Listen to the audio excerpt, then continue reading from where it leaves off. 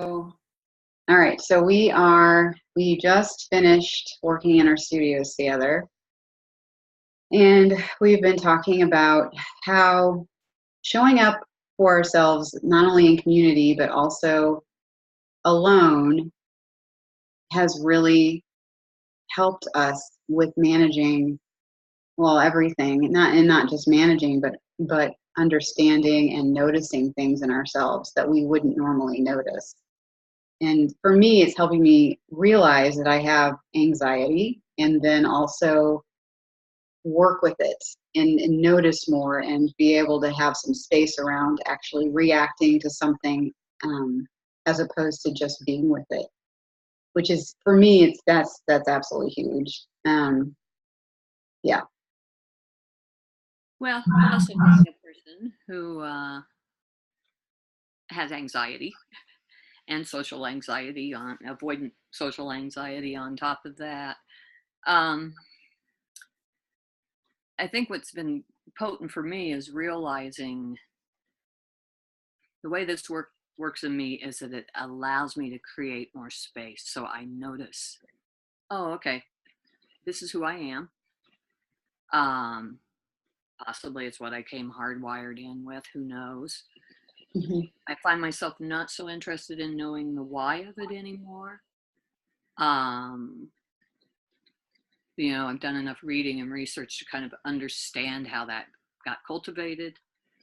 Um, but I'm finding that the way we're working and, a lot the writing, so I can just track it weekly and the studio sessions, um, it gives me moments to pause. So I'm not making choices out of being activated. Mhm. And when I do, because I still do, I can come back. I can actually give myself enough space to go, wait a minute, back up. You don't have to control everything. You don't have to control. And and what I find is when I'm managing and controlling, I need this much space, alone time, to be able to go out and be in community. When it's a management job, um, that's all I'm doing, and I will probably always say no. So, because I'm trying not to get activated, and now I feel like the work is teaching me, oh, you know what? So there you are, you're activated. Okay, well, so yeah, you're all this stuff, but how, if you were to make a different choice, what would it look like? Mm. What could you actually give to this? A half hour, an hour? Um, and so for me, I think it's not so much about joining in right away, because I don't know how quickly I can do that, but could I actually take my being alone time and not use it to be in my head thinking about why I'm the way I am, and how do I get more space to close in on it so I don't ever get activated.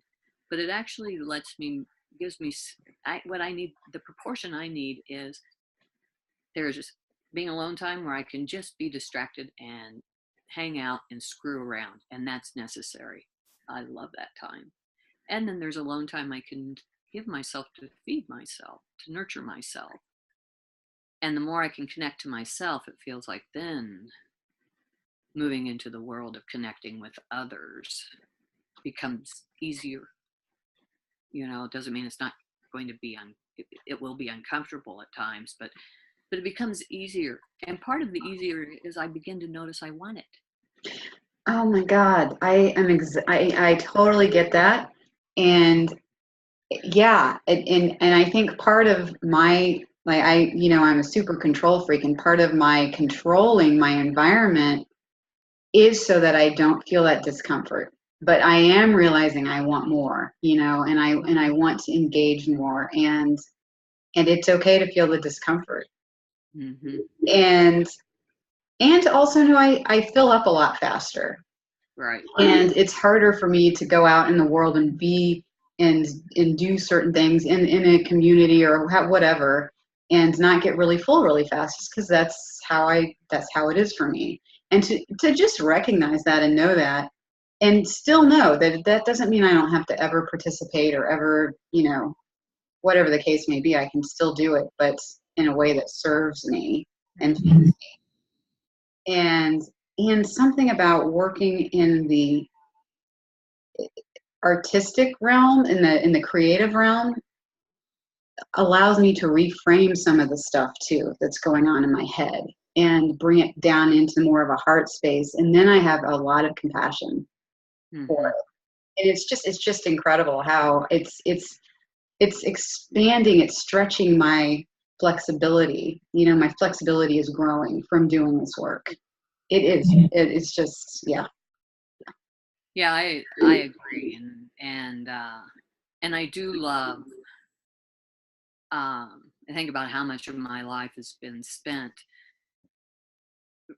getting activated, reactive response that first goes out and then comes back in, and really is I just do a job. Have done a job on myself, Um, but that but I'm loving that. What I learned from this work is I can take risks, I can make mistakes, nothing's going to happen. The more I work a piece, there's all sorts of connecting dots and humor and seeing it, from both sides. It's not an either or. There is no right or wrong. It just is. Yeah. And I love that this work gives me the space to do that. I feel like, oh wow, this is what the work's been about all along. Just so I can get some space to say, oh, okay, you had your first response to that. No. And how about if you back, and to know that like my clinical supervisor at Menninger said, the door swings both ways. So I can go back through the door and go, well, maybe I could do that. And I wonder if we don't have to go for as long, if we can, you know, there's ways to navigate that territory, and not control it to eliminate discomfort, but to actually inquire and have a plan that serves me, that serves me and serves the other people that I'm with, so that we can all join in. And that requires some honesty Hmm. of, first of all, knowing yourself, and then sharing that, whatever feels comfortable, sharing that with other people so that they know too, Right. and that really does help. Yeah, it's incredible when we take care of ourselves, how it allows other people to take care of themselves, and then everybody has this opportunity to really know what is right for me right now in this moment. Yeah, again and again. Hmm. And it will never be the same. Wait, twice. No way. Hey, thanks for the really great studio session, Oh, thank you, Sarah. and see you when we get together again. Yeah. Adios.